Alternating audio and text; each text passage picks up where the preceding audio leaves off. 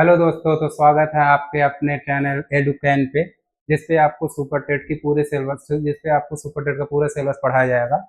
तो आज से हम शुरू करेंगे भारत का भूगोल। मैं भारत का भूगोल और पर्यावरण आपको पढ़ाऊंगा। तो भारत के भूगोल में हम देखते हैं पहले सुपर टेट में, मतलब एस टेट में आपका सिलेबस क्या है भारत के भूगोल का, उसको देखते हैं। तो भारत के भूगोल में आपको खासतौर पे भारत की भौगोलिक स्थिति, भारत का भौतिक स्वरूप, भारत की नदियाँ, भारत की जलवायु, मिट्टी, प्राकृतिक वनस्पति एवं वन्य जीव, कृषि, खनिज एवं ऊर्जा संसाधन, उद्योग, परिवहन, जनसंख्या और भारत का मानचित्र, इतने टॉपिक को हमें पढ़ना है भारत के भूगोल में। तो हम भारत के भूगोल को क्रम वाइज करके सिलेबस वाइज एक एक एक करके पढ़ेंगे, ठीक है।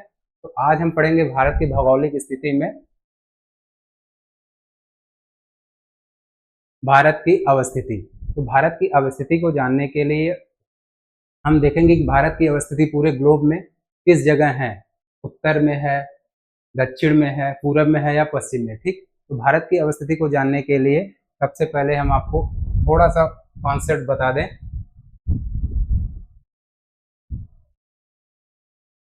जैसे अगर ये आप मान लीजिए ये पृथ्वी है, ठीक। इस पृथ्वी पे देखेंगे कि हम भारत की स्थिति कहाँ पे है, ठीक। तो जैसे हम जानते हैं कि अगर आप रीजनिंग में डायरेक्शन पढ़े होंगे तो आप जानते हैं ऊपर वाले को नॉर्थ कहते हैं, नीचे साउथ, ये ईस्ट और ये वेस्ट, मतलब ये पश्चिम है, ये पूर्व है, ये दक्षिण और ये उत्तर है, ठीक। तो उसी तरह पृथ्वी है हमारी, उस पर काल्पनिक रेखाएं कुछ खींची गई हैं। वो काल्पनिक रेखाएं, जैसे एक काल्पनिक रेखाएं हैं अक्षांश रेखा, इसको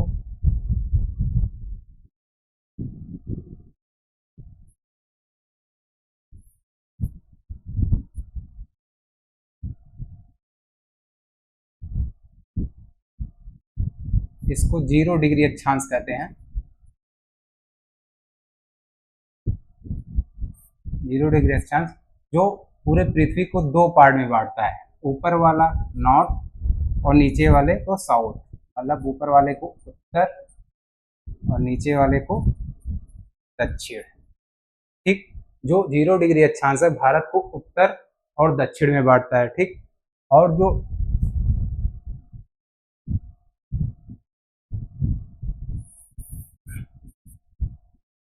और एक रेखा खींची गई है जो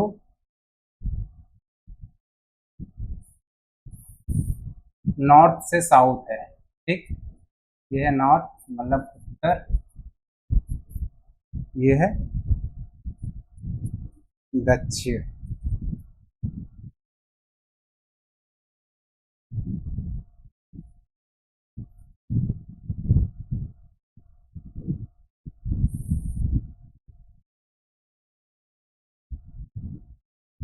यह है दक्षिण। इस रेखा को कहते हैं हम देशांतर, 0 डिग्री देशांतर। तो देशांतर जो होता है पूरे ग्लोब को दो भागों में बांटता है। इसके राइट वाले पार्ट को हम कहते हैं ईस्ट, मतलब पूर्व, जबकि इसके वेस्ट मतलब पश्चिम वाले भाग को कहते हैं इसके लेफ्ट, लेफ्ट वाले भाग को कहते हैं हम पश्चिम, ठीक। ये दोनों रेखाएं जो होता है पूरे पृथ्वी को चार भागों में बांट देती हैं,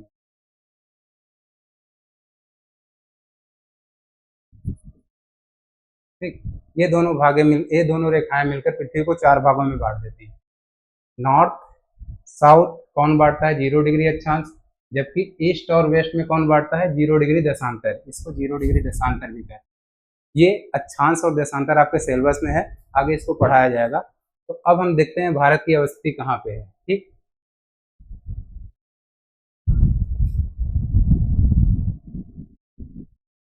भारत की अवस्थिति, तो भारत की अक्षांशीय दृष्टि से यह उत्तरी गोलार्ध में स्थित है, जबकि देशांतरी दृष्टि से यह पूर्वी गोलार्ध में स्थित है। जैसे आप समझेंगे,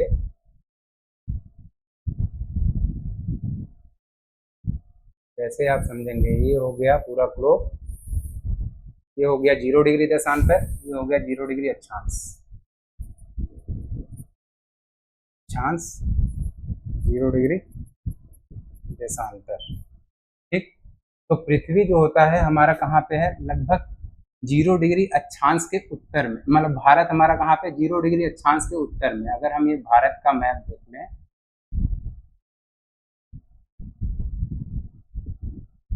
तो लगभग यहाँ पे स्थित है, और ये 0 डिग्री देशांतर के किधर स्थित है, पूर्व में स्थित है।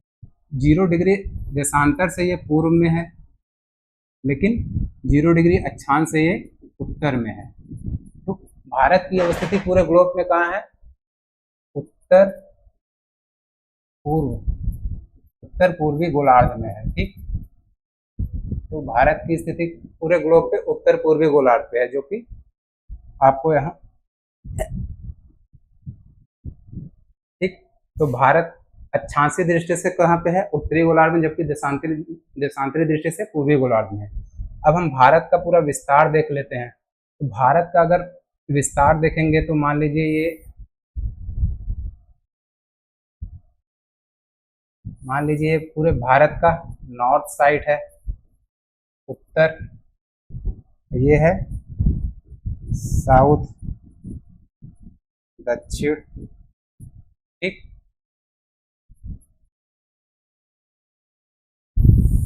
ये है ईस्ट, पूर्व साइड भारत का, और ये है वेस्ट, पश्चिम, पश्चिम साइड भारत का।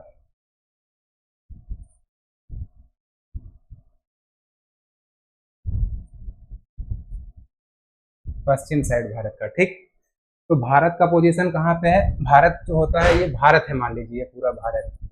तो भारत जो होता है उत्तर से लेके दक्षिण तक इसका विस्तार लगभग कितने किलोमीटर है, 3214 किलोमीटर, जबकि पूर्व से लेके पश्चिम तक इसका विस्तार कितना है, 2933 किलोमीटर, ये इनका विस्तार है। और इन दोनों का अंतर जो होता है लगभग, अगर 3214 किलोमीटर में से 2933 को घटाएंगे तो हम 11 में से 3 गया 8, और फिर 11 में से 9 का 281 किलोमीटर का अंतर आता है। ठीक, तो अक्षांश और देशांतर रेखा जो होता है वो भारत पे कितने अंतर पे है, जो उत्तर से दक्षिण है उसका विस्तार 3214 है, जबकि पूरब से पश्चिम 2933 है, और उसका अंतर जो होता है 281 किलोमीटर है। ठीक,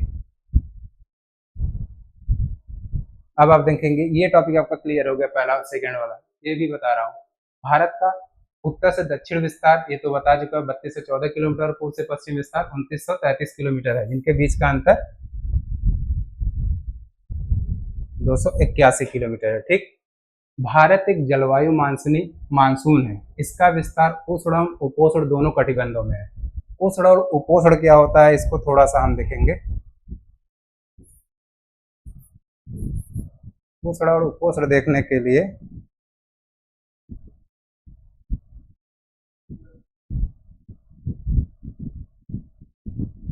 उष्ण और उपोष्ण देखने के लिए हम भारत के ग्लोब को थोड़ा सा समझते हैं।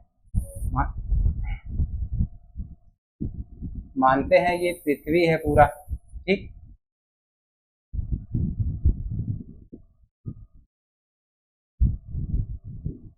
ये पृथ्वी है पूरा।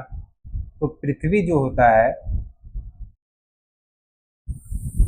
से कई अक्षांश रेखाएं गुजरती है, जैसे 0 डिग्री हो गया, अक्षांश और देशांतर आपको पढ़ाया जाएगा, आपके आगे है, डिटेल है, उसमें पढ़ाऊंगा मैं। और ये है 23.5 डिग्री उत्तर, जिसको हम कर्क रेखा भी कहते हैं। और ये है 23.5 डिग्री दक्षिण, जिसको हम मकर,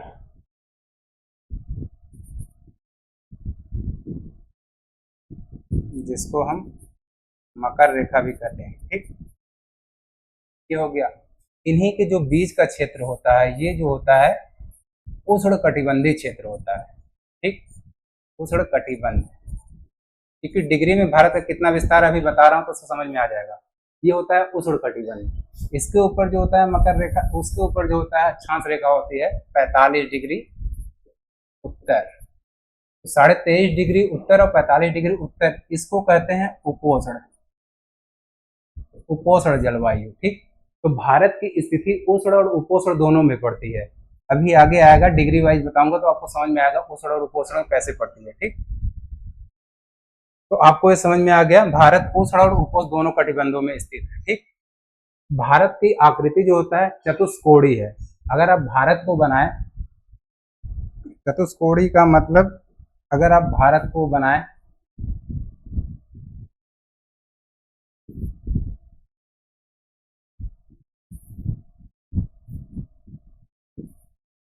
ठीक, मान लीजिए ये आकृति भारत, चतुष्कोणीय का मतलब चार कोण बनना चाहिए।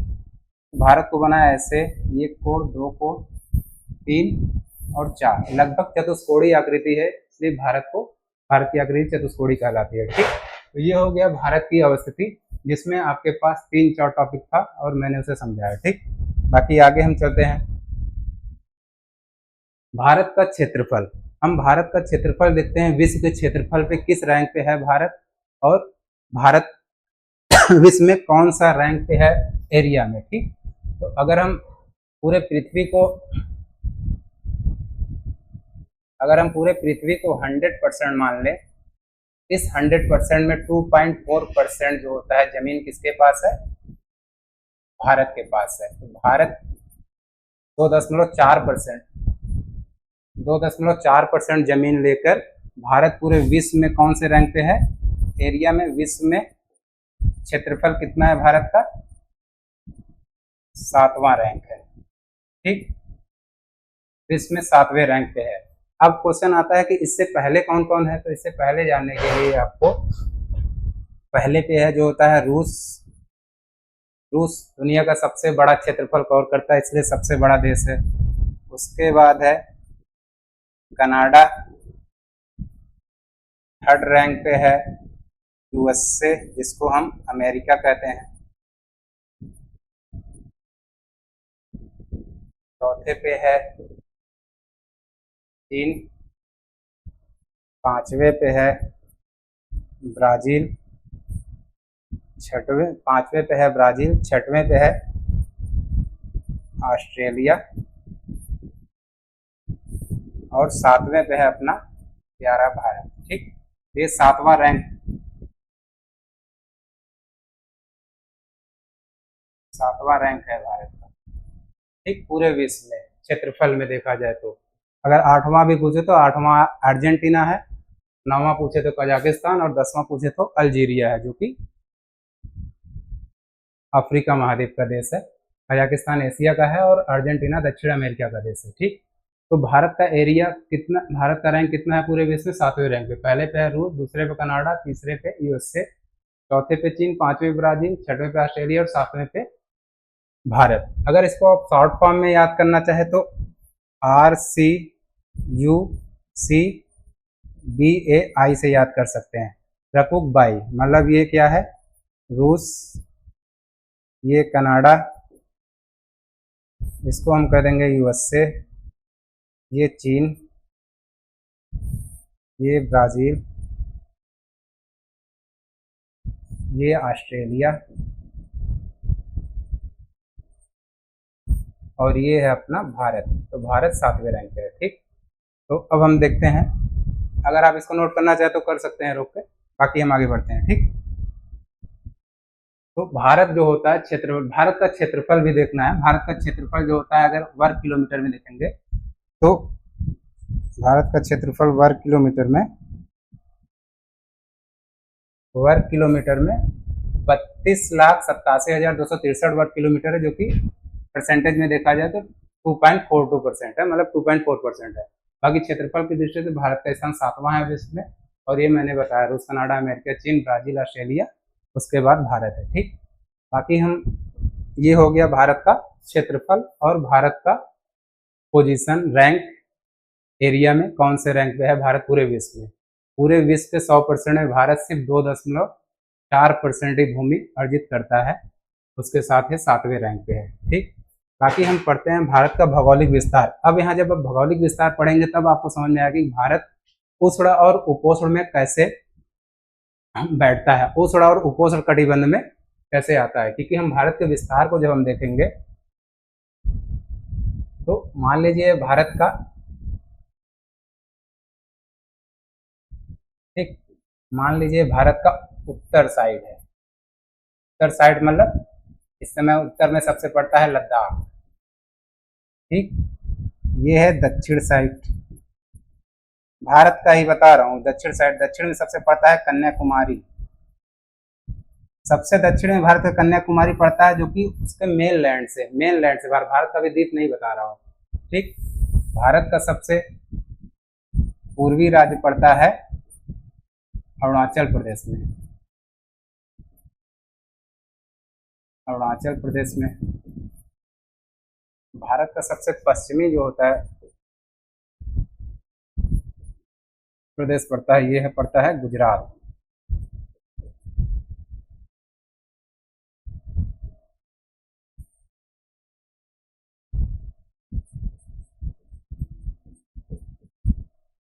सबसे पश्चिमी एरिया इसका भारत का पड़ता है गुजरात।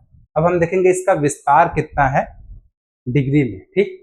तो भारत जो होता है मेन लैंड का कन्याकुमारी पे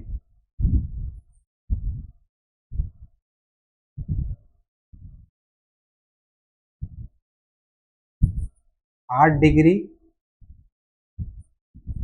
4 मिनट से लेके 37 डिग्री 6 मिनट तक इसका विस्तार है। कहाँ से? उत्तर से दक्षिण तक। उत्तर कहाँ पे है? लद्दाख। और दक्षिण कहाँ पे है? कन्याकुमारी। मेन लैंड की बात हो रही है। भारत का पश्चिम से पूर्व विस्तार कितना है? ये जो होता है ये उत्तर होगा, 8 डिग्री 4 मिनट उत्तर से 37 डिग्री 6 मिनट उत्तर, क्योंकि भारत जो होता है अक्षांश की दृष्टि से किस पोजीशन पे है? उत्तर में है। बाकी देशांतर की दृष्टि से भारत किस पोजीशन में है? पूरब में। तो पश्चिम से पूर्व इसका विस्तार जो है 68 डिग्री 7 मिनट पूर्व से 97 डिग्री 25 मिनट पूर्व इसका विस्तार है, ठीक। अब हम पूछेंगे भारत जो होता है उष्ण और उपोष्ण में क्यों पड़ रहा है? क्योंकि देखिए ये है ग्लोब, ये है 0 डिग्री, 23.5 डिग्री नॉर्थ,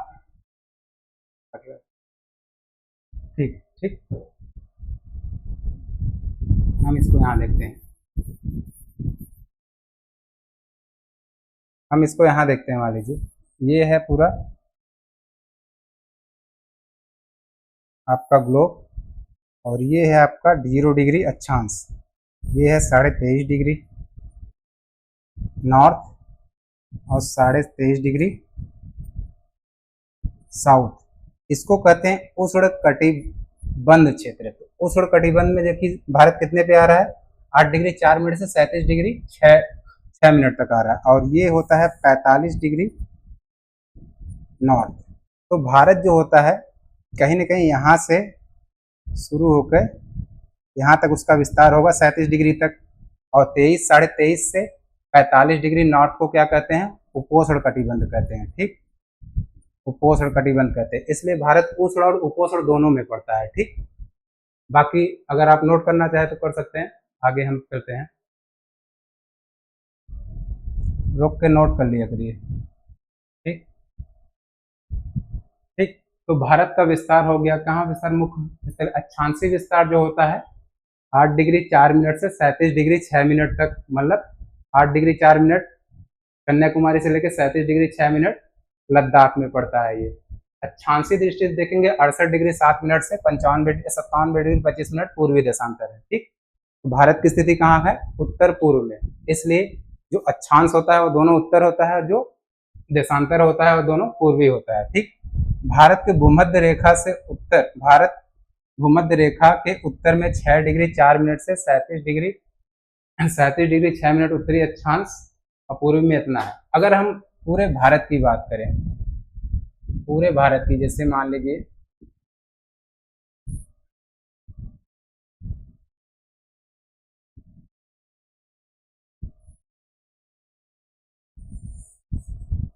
ये आपका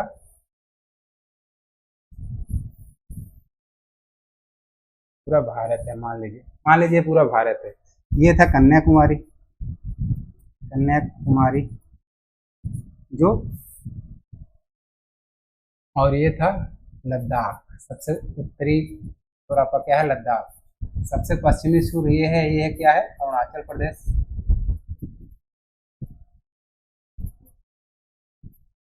सबसे पश्चिमी छोर के सबसे पूर्वी छोर अरुणाचल प्रदेश और सबसे पश्चिमी गुजरात पड़ता है, गुजरात का कच्छ। ठीक है, यहाँ तो था आपका 8 डिग्री 8 डिग्री 6 मिनट से 37 डिग्री 8 डिग्री 4 मिनट, सॉरी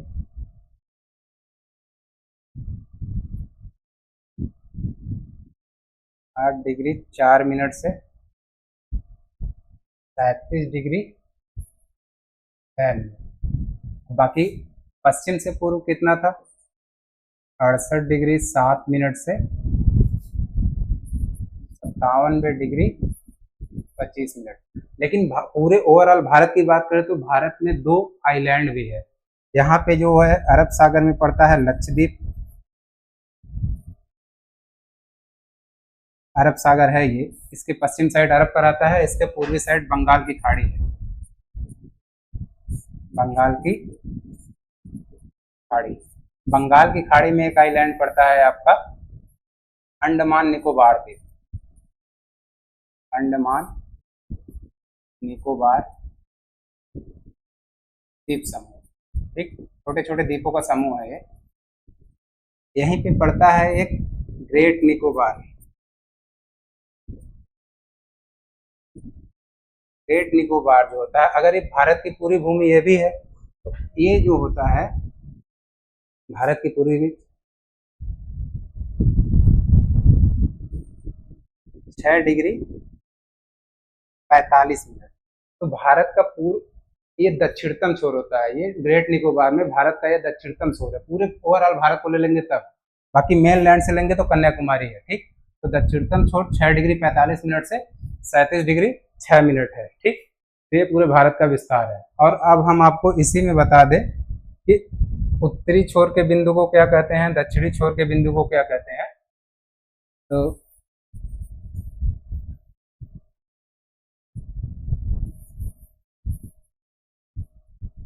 ठीक,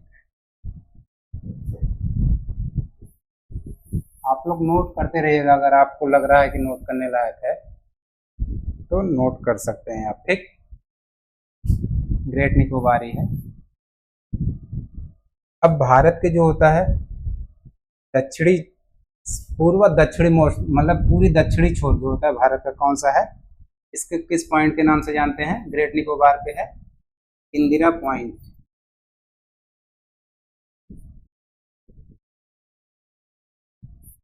जो कि ग्रेट निकोबार पे है। बाकी उत्तरी छोर के पॉइंट को क्या कहते हैं, इंदिरा फॉल, जो कि कहाँ पे है, लद्दाख में। पश्चिमी छोर को क्या कहते हैं,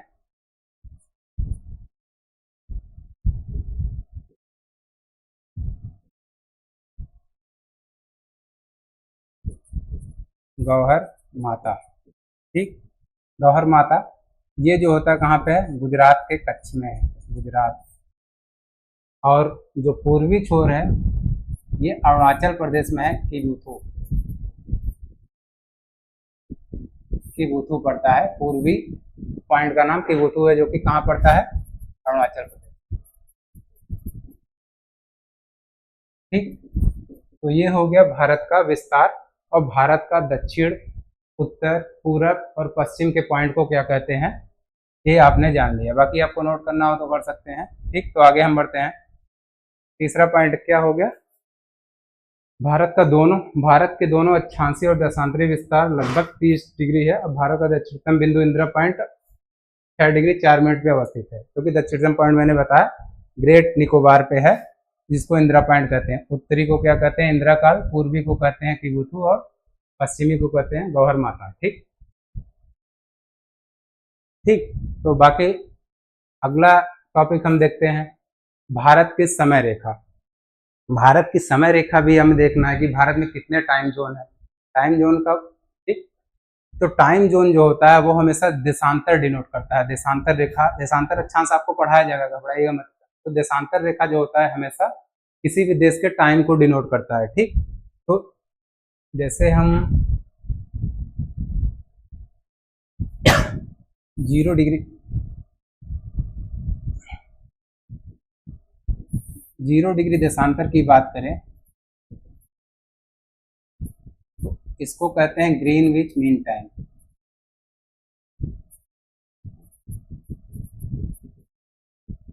ग्रीनविच मीन टाइम, GMT। ठीक, और भारत की अवस्थिति 0 डिग्री देशांतर के पूर्व में स्थित है। तो भारत का जो टाइम जोन डिनोट करता है 82.5 डिग्री पूर्वी देशांतर रेखा। 82.5 डिग्री पूर्वी देशांतर रेखा ये है। ठीक, 82.5 डिग्री पूर्वी देशांतर रेखा भारत के टाइम को डिनोट करता है कि भारत में टाइम क्या क्या है। भारत का ये टाइम जोन जो होता है गुजरात, अरे इलाहाबाद के नैनी से होकर गुजरता है और ये 5 राज्यों से होकर गुजरता है। भारत के 5 राज्यों से होकर गुजरता है, जिसमें इलाहाबाद जो होता है यूपी में है। तो उत्तर प्रदेश, मध्य प्रदेश,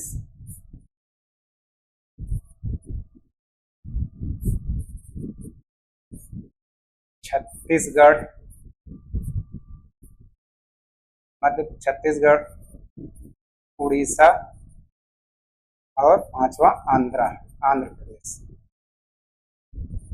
इन 5 राज्यों से होकर कौन सा आपका गुजरता है? आपका भारत का 82.5 डिग्री पूर्वी देशांतर। 82.5 डिग्री पूर्वी देशांतर वो कहते हैं IST, इंडियन स्टैंडर्ड टाइम।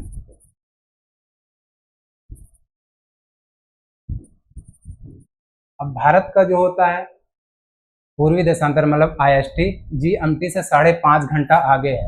ये आपको निकालना भी बताया जाएगा, बस आप ये जान लीजिए भारत का IST मतलब इंडियन स्टैंडर्ड टाइम GMT से 5 घंटा 30 मिनट आगे है। ये ऐसा क्यों है? जब आपको देशांतर और अक्षांश पढ़ाया जाएगा तब ये निकालना आपको बताया जाएगा ऐसा क्यों हो रहा है। ठीक, बाकी आपका दूसरा पॉइंट भी हो गया, आप नोट करना चाहे तो कर सकते हैं। तो बाकी आज के लिए हम इतना ही क्लास रखते हैं, बाकी नेक्स्ट क्लास में हम मिलते हैं। नेक्स्ट क्लास इसके आगे से कंटिन्यू करेंगे। ठीक, तो जितने लोगों को लग रहा है कि अच्छा पढ़ाई हो रहा है तो प्लीज़ चैनल को सब्सक्राइब करिए, लाइक करिए और शेयर करिए। जो भी समस्या हो आप उसको कमेंट में लिख के बताइए अपना। ठीक, तो आज के लिए इतना ही, बाकी मिलते हैं हम कल। थैंक यू, धन्यवाद, नमस्कार।